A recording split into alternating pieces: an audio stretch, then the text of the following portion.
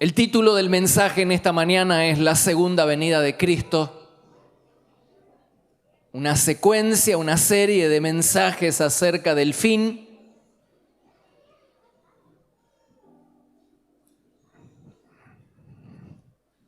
Dice 1 Corintios capítulo 15,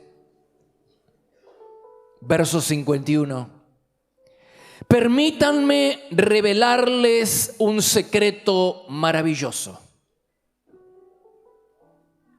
No todos moriremos, pero todos seremos transformados.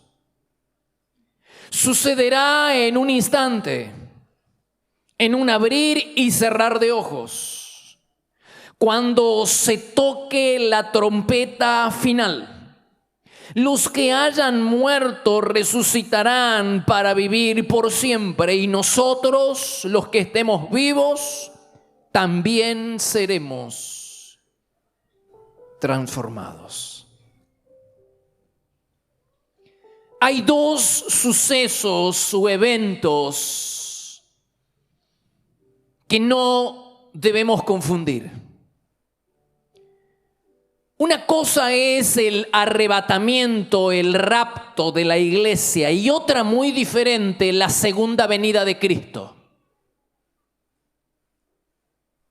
A veces una lectura superficial de la palabra hace que nos confundamos, pero son dos sucesos totalmente diferentes. Si bien es cierto que todo el Antiguo Testamento preanunciaba la segunda venida del Señor, la doctrina del rapto o del arrebatamiento de la iglesia no era conocida. Usted no va a encontrar un solo pasaje en el Antiguo Testamento que hable acerca de este evento, acerca del rapto, del arrebatamiento de la iglesia. Sí, de la segunda venida, pero no del arrebatamiento de la iglesia. No era conocida esta doctrina hasta que Dios se la reveló a Pablo en el Nuevo Testamento. Por eso la Biblia dice en Efesios capítulo 3, verso 9, fui elegido, Pablo, fui elegido para explicarles a todos el misterioso plan que Dios mantuvo oculto desde el comienzo. No se sabía nada acerca de este glorioso suceso en el que todos los creyentes nos encontraremos con Cristo un día en el cielo. El arrebatamiento de la iglesia no se conocía hasta que Dios se lo reveló a Pablo en el Nuevo Testamento. Y quiero brevemente darle las principales diferencias entre el arrebatamiento de la iglesia y la segunda venida. ¿Y qué importancia tiene para nosotros esto? El arrebatamiento de la iglesia va a ser inminente. No hay señales que lo anuncien. Puede ser en cualquier momento, podría ocurrir hoy, esta noche, mañana, nadie sabe. No es que tiene que suceder algo, no es que va a haber una señal antes que debe cumplirse para que el arrebatamiento llegue. Dice Pablo en 1 Corintios 15, 52, sucederá en un instante, en un abrir y cerrar de ojos. En Filipenses capítulo 4, verso 5 dice, recuerden que el Señor viene pronto. En Hebreos 10:37 dice, pronto, muy pronto, vendrá el que tiene que venir, no va a tardar. Santiago 5:8 dice, ánimo, que la venida del Señor está cerca. La venida del gran juez está a las puertas. No hay nadie que lo preanuncie, no hay una señal que diga, aquí está, es el momento en el que va a venir el arrebatamiento de la iglesia. Sucederá sorpresivamente, en un abrir y cerrar de ojos. En cambio, la segunda venida del Señor no va a suceder hasta que se cumplan las profecías que Jesús anunció en Mateo 24. La segunda venida del Señor no va a venir hasta que se cumplan ciertas señales, ciertas profecías. Por ejemplo, Pablo dijo en 2 Tesalonicenses capítulo 2, verso 1, el retorno de nuestro Señor Jesucristo, la segunda venida, no llegará hasta que dos cosas sucedan. Primero habrá un periodo de rebelión extrema contra Dios y entonces se manifestará el hombre de pecado, el hijo del infierno, el anticristo. Hasta que eso no suceda, la segunda venida del Señor no vendrá. Hay señales. Hay profecías que tienen que cumplirse. En cambio, en el arrebatamiento de la iglesia no hay ninguna señal, no hay ninguna profecía que tiene que cumplirse. Será en un momento, en un abrir y cerrar de ojo. Será el Señor vendrá así como un ladrón llega en la noche sorpresivamente. Podría ser hoy. Y más vale que estemos preparados.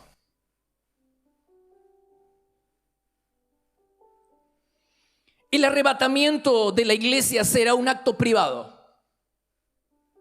Nadie verá al Señor, excepto los creyentes.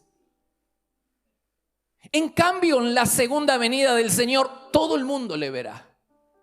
Todos los que hayan quedado aquí en la tierra y no hayan sido arrebatados, porque el arrebatamiento de la iglesia va a ser antes que la segunda venida. Es decir, cuando el Señor venga en su segunda venida, cuando Él regrese, todo el mundo le verá. Todo ojo que ha rechazado, toda persona que ha rechazado la cruz y el mensaje de salvación le va a ver. Va a ser un acto público. Dice en 1 Tesalonicenses capítulo 4, verso 16, hablando acerca del arrebatamiento. El Señor mismo vendrá de los cielos y los que hayan muerto en Cristo resucitarán primero. Luego nosotros, los que estemos vivos en ese momento, subiremos a reunirnos con los resucitados. Todos subiremos a las nubes y nos encontraremos con el Señor en el aire. Nube, aire, subiremos. Y ahí estaremos con el Señor para siempre. Nadie va a hacer un acto privado. Nadie le va a ver. Nadie verá al Señor cuando Él venga por su iglesia, excepto sus hijos. En cambio, insisto, cuando Él retorne por segunda vez va a ser un acto público, todo el mundo le va a ver. Todo el mundo que quedó aquí en la tierra y que rechazó el mensaje de salvación le va a ver.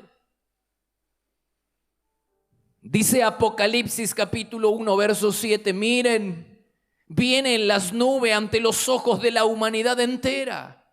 Marcos 13, 26 dice, la humanidad entera me verá venir en las nubes con gran poder y gloria. Hechos 1:11 dice, Jesús volverá del cielo de la misma manera en que lo vieron irse.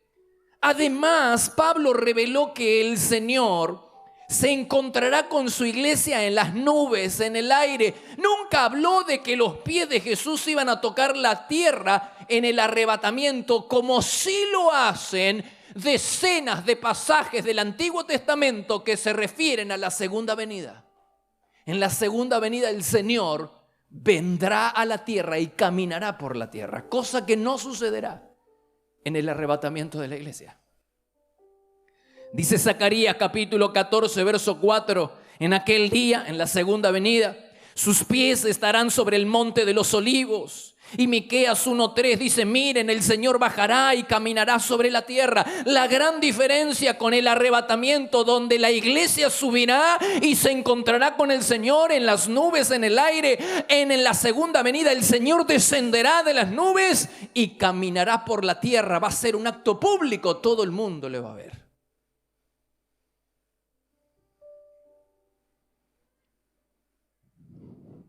El arrebatamiento traerá como consecuencia el tribunal de Cristo, ¿se acuerdan? En el tribunal de Cristo nos vamos a presentar para ser juzgados, pero no nuestros pecados, sino nuestras obras, lo que hayamos hecho, bueno o malo. Y ahí seremos recompensados o no. Por eso tenemos que vivir por la recompensa, pensando que va a haber una recompensa. Tenemos que vivir sabiendo que hay una recompensa que podemos perder. No hablo de la salvación en el tribunal de Cristo, seremos todos salvos. Aquellas personas salvas se presentarán para recibir o no la recompensa. Pero en la segunda venida del Señor va a introducir lo que va a ser el juicio del gran trono blanco, donde se van a presentar las personas inconversas, incrédulas, que rechazaron a Cristo, que rechazaron el mensaje del Señor. Se van a presentar en el juicio del gran trono blanco para escuchar del labio de Jesús esta categórica sentencia: condenado. Condenado a vivir eternamente en las llamas del infierno. ¡Wow! Qué gran diferencia entre presentarse en el tribunal de Cristo y presentarse en el juicio del gran trono blanco. Usted tiene que evitar presentarse en el juicio del gran trono blanco, porque ahí no hay alternativa, ahí no hay chance, ahí no hay segundas oportunidades. Si usted logra presentarse en el tribunal de Cristo, cuando el Señor venga por su iglesia y usted sea arrebatado, entonces irá al tribunal de Cristo para recibir, para recibir su recompensa. Si servimos al Señor, si no gastamos nuestra vida en parrandas y cosas de esta vida, sino que nos gastamos sirviéndole al Señor, nos presentaremos en el tribunal de Cristo para recibir nuestra recompensa. En el arrebatamiento el Señor vendrá por su iglesia. En cambio, en la segunda venida el Señor vendrá con su iglesia para juzgar a este mundo, a las naciones. En Zacarías capítulo 4, verso 5 dice: el Señor mi Dios vendrá junto con todos sus santos. En Colosenses 3:4 dice: cuando Cristo sea revelado a todo el mundo, segunda venida, ustedes participarán de toda su gloria.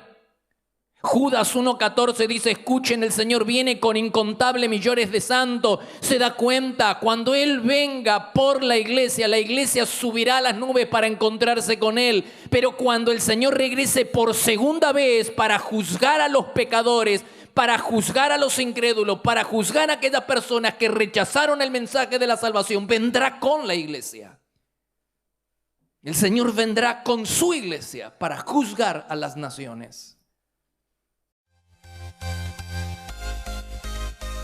Te esperamos para adorar a Dios en cualquiera de nuestras reuniones, los martes a las 20:30 horas, los domingos por la mañana a las 9 y 11 horas y por la tarde a las 18 y 20 horas, para vivir un tiempo diferente donde el poder y la gloria de Dios se pueden disfrutar en libertad.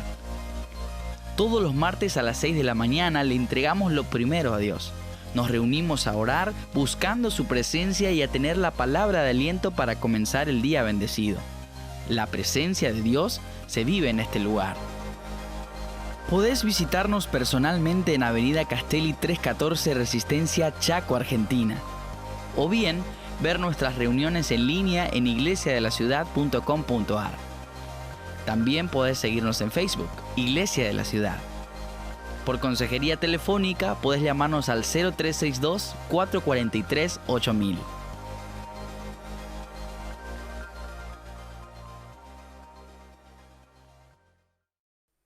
El día del regreso de Jesús será el principio de dolores para aquellos que rechazaron el mensaje de la cruz. Ese día va a ser un sacrificio de pecadores.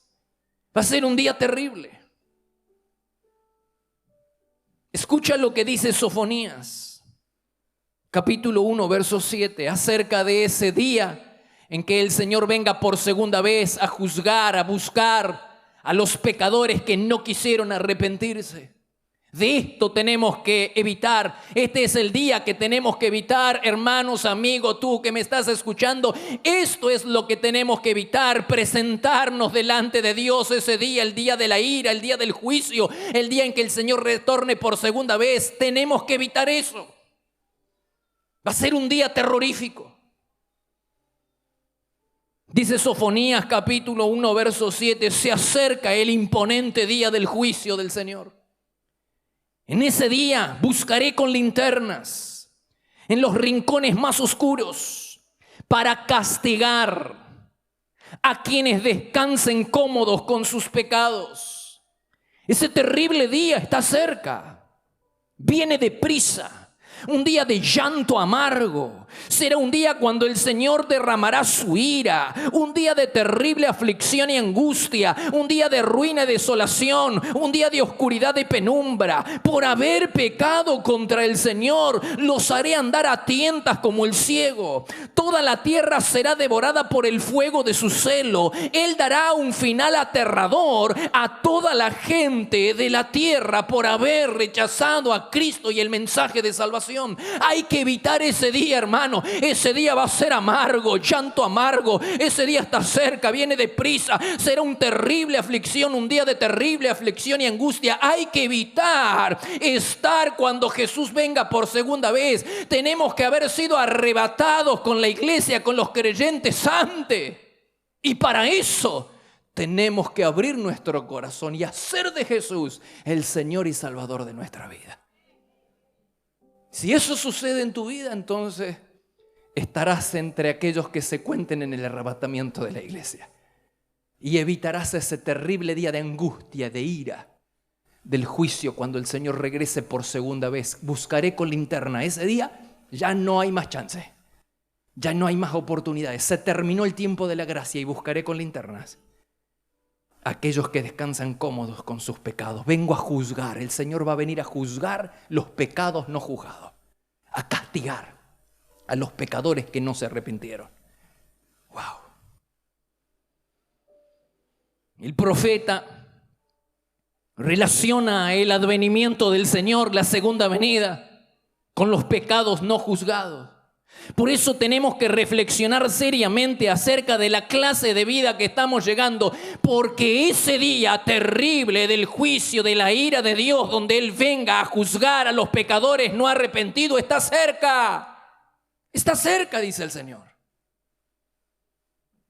Tenemos que reflexionar acerca de la clase de vida que estamos llevando. Pues si nosotros estamos descansando cómodos en nuestros pecados, entonces cuidado, porque llegará un día en donde el Señor encenderá su linterna para buscar en los rincones más oscuros a aquellos que están descansando en su pecado. Hermano, amigo, evitemos ese terrible día. Jesús dijo principio de dolores. Imagínate si ese es el principio de dolores, ¿cómo será? Principio de dolores, un día de sacrificio de pecadores, un día donde la ira de Dios caerá sin misericordia, porque el tiempo de la gracia habrá terminado. Y está cerca, dice el Señor. Está cerca. ¿Y cómo tenemos que prepararnos entonces para cuando el Señor regrese a llevarnos? Y seamos entre aquellos que estemos entre aquellos que sean arrebatados. Dice la Biblia que tenemos que prepararnos para ese día. ¿Y cómo, pastor? ¿Cómo nos preparamos para ese día? Viviendo en santidad, apartándonos cada día, viviendo cada día más lejos del pecado y más cerca de Dios. Cada vez que lees en la Biblia acerca de la segunda venida, siempre se nos está exhortando a apartarnos de la maldad, del pecado. Se nos exhorta a vivir en santidad. Dice Pedro en 2 Pedro 3:8, el Señor no demora el cumplimiento de su promesa. El día del Señor llegará sorpresivamente. Entonces, dice Pedro, santos y piadosos hasta lo sumo deberíamos ser. Santos y piadosos hasta lo sumo deberíamos ser. Sí, deberíamos vivir con la mirada fija en aquel día. Y mientras esperan ustedes el cumplimiento de estas cosas, mientras ustedes esperan que Dios llegue, traten de vivir sin pecado para que Él esté satisfecho de ustedes cuando vuelva. Cuando el Señor regrese, los encuentre no cómodos, descansando en sus pecados, sino viviendo en santidad, sirviéndolo a Él. Estén ahí completos, orando, intercediendo delante del Señor, bregando por las almas que no tienen salvación y no descansando cómodos en sus pecados, para que Él esté satisfecho cuando los encuentre y Él vuelva. Santos y piadosos hasta lo sumo deberíamos ser, dijo Pedro, por causa de ese día que se acerca. Pablo dice lo mismo En Romanos capítulo 13, verso 11, dice: despertemos, el regreso del Señor está más cerca. El día de su regreso despuntará pronto. Dejemos de actuar en las tinieblas. Seamos siempre decentes y honrados. No gastemos el tiempo. No gastemos el tiempo en fiestas exageradas, en borracheras, adulterios, sensualidad, pleitos ni envidias. Y no se permitan pensar en formas de complacer los malos deseos. El Señor está cerca. Nos dice que tenemos que prepararnos viviendo en santidad, alejándonos del pecado, de la mala vida, del adulterio, de la fornicación.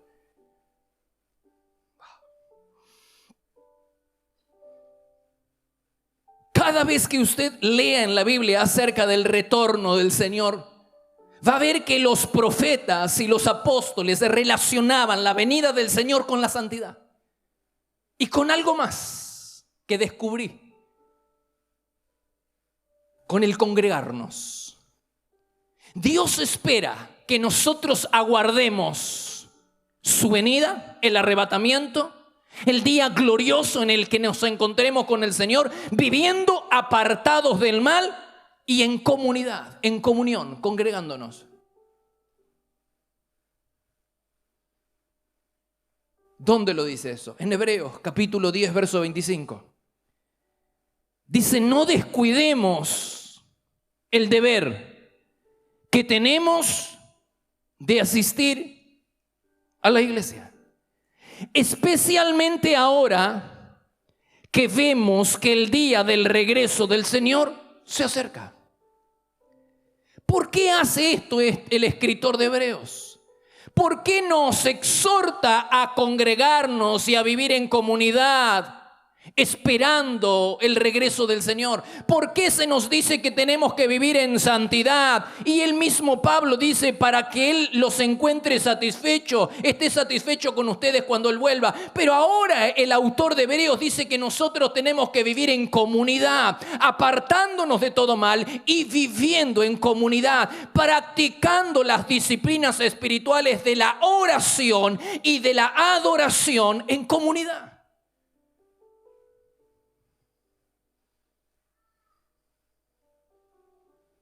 ¿Por qué debemos congregarnos? Y no de vez en cuando. Hay personas que dicen: yo me congrego, pero viene una vez al mes a la iglesia. Eso no es congregarse, ni es seguir el ejemplo de Jesús. ¿Por qué tenemos que hacerlo? Para honrar a Dios. ¿Se puede agradar a Dios deshonrando o violentando alguno de sus mandamientos? Dígame, ¿se puede honrar a Dios, agradar a Dios si violentamos los mandamientos del Señor? Por supuesto que no. Entonces, ¿cómo me dices que honras a Dios si no cumples con el deber de asistir a la iglesia, de congregarte? Es muy importante, aquellas personas que me están viendo por la televisión o por internet, que sepan que tenemos que congregarnos, que tenemos que pedirle al Señor que nos ayude a encontrar una iglesia sana, pura en la doctrina, que busque al Señor. Y ahí tienes que congregarte. Es el mandato del Señor, congregarnos. De esta manera estaremos honrando, en primer lugar estaremos honrando al Señor. En segundo lugar nos estaremos beneficiando espiritualmente, porque el Señor prometió presencia, su presencia en medio de un pueblo que se reúne. ¿Dónde está eso, pastor? En Mateo 18. Mateo 18, 20 dice: porque donde quiera que estén reunidos, que estén ¿cómo? Reunidos.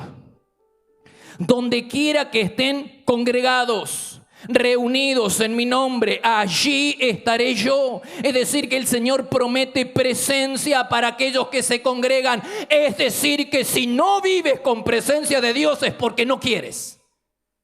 Porque el Señor nos revela el secreto de vivir con presencia. Dice: yo estaré donde quiera que estén congregados, donde quiera que estén reunidos, allí estaré yo, mi presencia los acompañará. Por eso el pastor insiste tanto en que tenemos que congregarnos a las 6 de la mañana los martes. ¿Estás viniendo? Sí, venía, pastor, pero no es venía, es tenemos que venir. La única reunión en que toda la iglesia se congrega para orar juntos, claro que lo hacemos en casa, claro que lo hacemos en los ministerios, claro que lo hacemos en la célula, claro que lo hacemos. Pero la única reunión en la que tenemos para orar juntos es los martes a las 6 de la mañana para reunirnos y practicar esta disciplina espiritual de la oración en comunidad. Lo mismo que estamos haciendo hoy, cada domingo, cuando venimos a adorar a Dios. Lo hacían los primeros creyentes. La tercera razón por la que tenemos que congregarnos, entonces, la primera razón es ¿por qué? Porque honramos a Dios. La segunda razón es porque nos beneficiamos. Dice, va a haber presencia de Dios. Donde estén reunidos, donde estén congregados, ahí voy a estar yo. Y la tercera razón es porque Jesús se congregaba.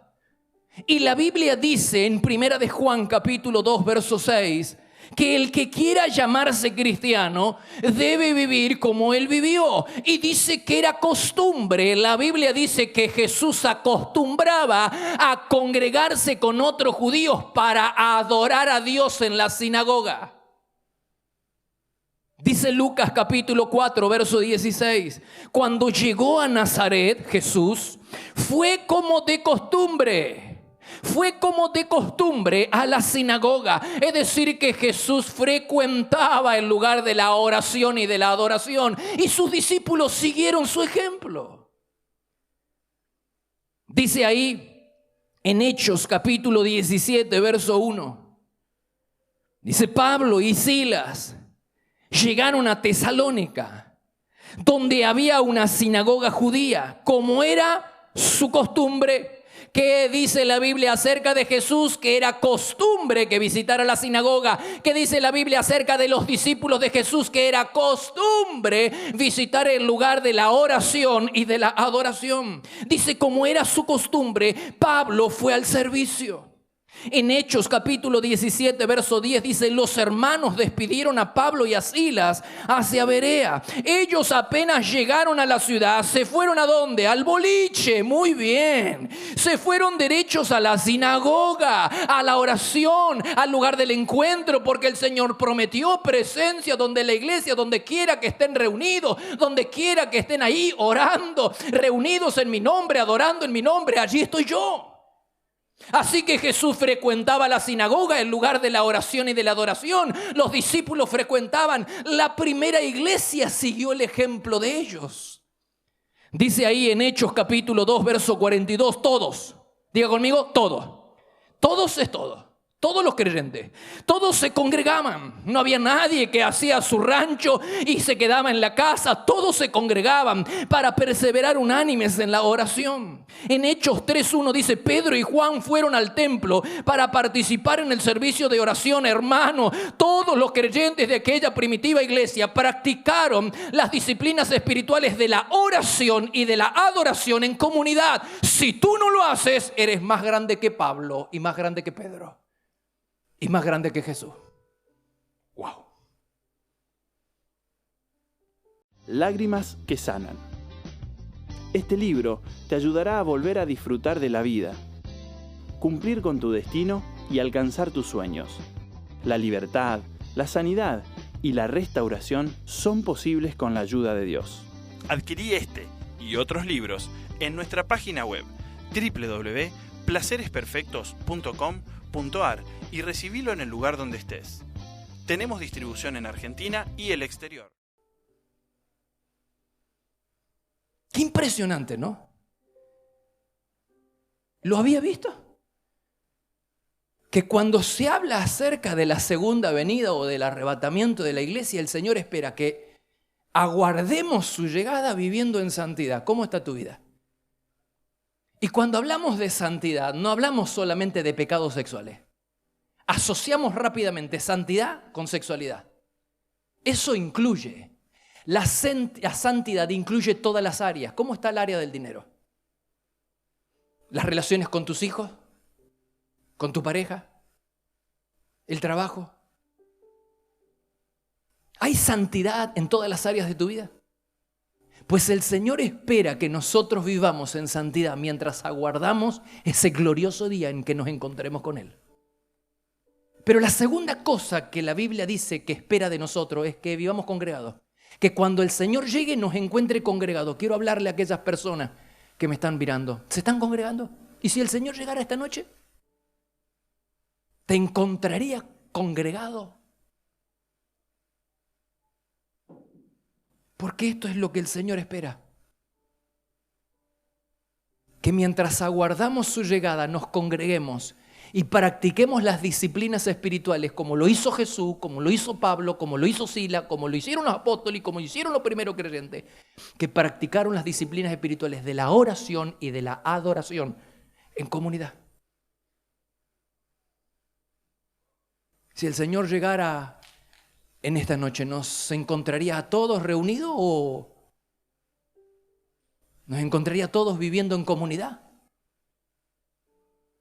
¿Cómo se puede vivir sin presencia, hermano? Yo quiero que me digas cómo se hace para vivir sin presencia.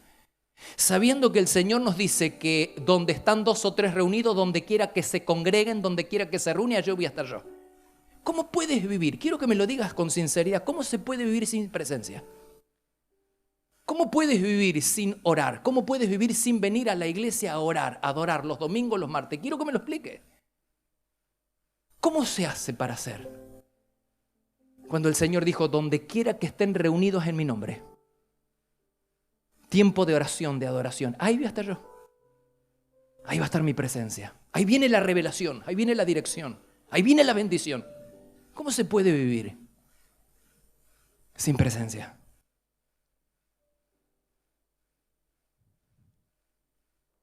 Por último, el inminente regreso de nuestro Señor debería ser una razón suficiente para que nosotros permanezcamos firmes y confiados en medio de la prueba. Dice Santiago capítulo 5, verso 7, tengan paciencia hasta que el Señor vuelva. Ánimo, que la venida del Señor está cerca, a las puertas. Sigamos el ejemplo de paciencia en la aflicción que nos legaron los profetas del Señor. ¿Quieren mejor ejemplo de paciencia en medio del dolor que el de Job? De su experiencia aprendemos, lea. De su experiencia aprendemos que lo que el Señor permite redunda siempre en bien, porque Él es toda ternura y compasión. Tenemos que perseverar. Yo no sé en qué prueba estás metido hoy en día. No sé cuál es tu tribulación. No sé cuál es tu aflicción. Pero quiero decirte de parte de Dios que hay que permanecer firme, confiado en medio de la prueba, con paciencia como lo hizo Job, sabiendo que lo que Dios está permitiendo en tu vida, me está mirando, sabiendo que lo que Dios está permitiendo en tu vida va a redundar en tu bien. La Biblia dice que va a redundar en tu bien, porque el Señor es toda ternura y toda compasión. Dale gloria a Dios y permanece firme en medio de tu prueba.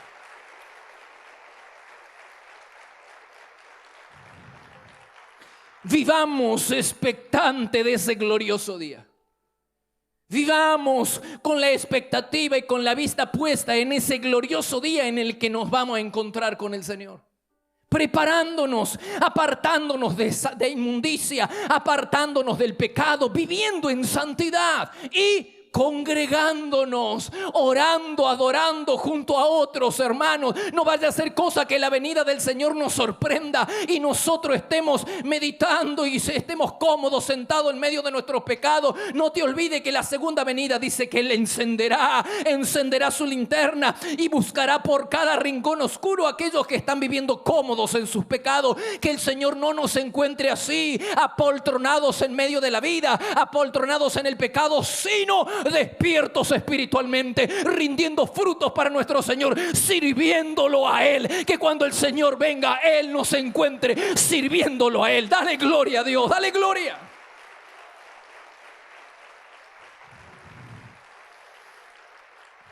Ponte de pie, por favor.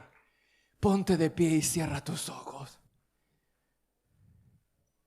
¿Cómo vas a reaccionar a la palabra de Dios en esta mañana? Dime qué vas a hacer para alinear tu vida y ajustar tu vida a lo que la Biblia nos dice. a lo que el Espíritu Santo nos habló en esta mañana. El arrebatamiento de la iglesia es inminente. No esperes una señal porque no va a haber. No hay una señal, una profecía que se cumpla. Él dice, vengo pronto, pronto regresaré. Es inminente, está a la puerta. Pronto, muy pronto vendrá el que tiene que venir, no tardará. Ánimo que la venida del Señor está cerca, la venida del gran juez está a las puertas. ¿Cómo reaccionaremos esta mañana?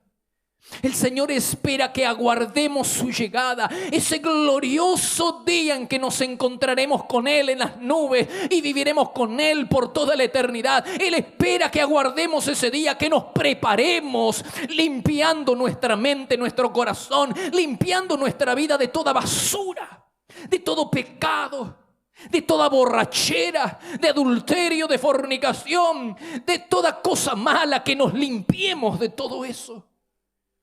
¿Cómo reaccionarás en esta mañana? Le dirás al Señor, acá estoy. Yo quiero ser uno de ellos. Uno de aquellos que va a ser arrebatado el día del rapto. No quiero presentarme ante el juicio del gran trono blanco para ser castigado. No quiero ser rebelde. Dígale, no quiero ser rebelde a tu palabra. No quiero ser rebelde. Tu palabra es demasiado clara. Hay una oportunidad que no quiero dejar pasar. Dile, no voy a dejar pasar esta oportunidad. Hoy es tiempo de gracia para mi vida y yo me asocio. Yo, Señor, aprovecho el día de gracia. Señor, yo aprovecho este día de gracia. Para aquellas personas que quieren escapar de ese terrible día de la ira del Señor. Se puede, se puede. Es ahora. La esperanza es Cristo y es ahora. Aquellas personas que quieren ser libres de ese día de tormento donde los pecadores van a ser sacrificados. Ese día de tormento donde escucharán de labios de Jesús, se presentarán delante de Jesús no como el Salvador, no como el amigo, se presentarán delante de Él como juez y escucharán de sus labios esa categórica sentencia de condenado. Puedes evitarlo. Si hoy te arrepientes, si hoy abres tu corazón y te vuelves a Dios. No lo tomes a la ligera, no lo hagas a la ligera. Piénsalo, decídele si quieres, decídelo ahora. Si quieres escapar de ese terrible día y si quieres vivir aquí en la tierra con la guía, la dirección y la bendición de Dios, o quieres vivir y sirviendo a los propósitos del infierno, sirviendo a Satanás y siendo un instrumento en sus manos. ¿Qué quieres? Toma la decisión. Para aquellas personas que están tomando la decisión de escapar de ese terrible día, del día de la ira, donde habrá llanto, amargura, tristeza. Ese día, aquellas personas que quieren evitar ese día y quieren, no simplemente por el miedo a ir al infierno, sino porque quieren a Dios. Porque saben que en Dios encuentran la bendición, encuentran la paz que tanto están buscando. Quiero animarte en esta mañana a que arregles las cuentas con el Señor. ¿Y cómo lo hago, pastor? Todo comienza con una actitud en tu corazón. Todo comienza con una actitud en tu corazón donde dices, Señor, acá estoy. Donde no traes excusas delante del Señor. Haz como aquel publicano que golpeándose al pecho no se atrevía a levantar los ojos al cielo diciendo, soy pecador, soy pecador. Sé propicio a mí, pecador. Basta de esa actitud arrogante, de esa actitud soberbia, como la del fariseo que miraba al cielo y decía, yo no soy como este publicano. Yo hago oraciones y ayuno y doy limosna. Y dice que la oración de él nunca llegó al cielo, pero la oración del publicano llegó al cielo y encontró salvación. Así que en esta mañana basta hay que deponer a esa actitud beligerante con Dios y decirle: Señor, acá estoy. Reconozco que me equivoqué. ¿Cuántos pueden decir esto? Reconozco que me equivoqué. Reconozco que te fallé. Reconozco que pequé. Y hoy abro mi corazón. Dile, abro mi corazón para recibir tu perdón. Ese perdón que me hace libre de las cadenas que me atan al infierno. Ese perdón que me hace libre de las cadenas que me atan a la oscuridad. Quiero ser libre de esas cadenas, Señor. Dile: hoy abro mi corazón y te recibo. Por fe, te recibo como Señor y Salvador de mi vida. Me abrazo a la cruz. Creo en el sacrificio de Jesús en la cruz. Dilo, desde el corazón. Creo que Jesús murió en la cruz para darme vida eterna. Así que ahora, Señor, a cambio de mis pecados y errores, recibo tu gracia y tu perdón. Recibo tu salvación. Dilo: recibo tu salvación. Recibo tu gracia. Recibo tu perdón. Para el perdón de mis pecados, lo recibo ahora. Y recibo la vida eterna en la persona del Espíritu Santo. Señor, ayúdame a no volverme atrás. Ayúdame en la decisión que estoy tomando para limpiar mi vida, para que limpies mi camino, para apartarme de toda maldad y para vivir congregado, practicando las disciplinas espirituales de la oración, de la adoración en comunidad, Señor. Hoy pongo mi vida en tus manos. ¿Te atreves a decirle? Pongo mi vida en tus manos, Señor. Quiero cambiar ese destino eterno de maldición, ese destino eterno infernal, por uno celestial, un destino eterno de salvación. Y lo hago en la persona de tu Hijo Jesucristo. Recibo, una vez más diga: recibo tu gracia, recibo tu perdón, recibo la vida eterna. Recibo el Espíritu Santo en el nombre de Jesús. Amén.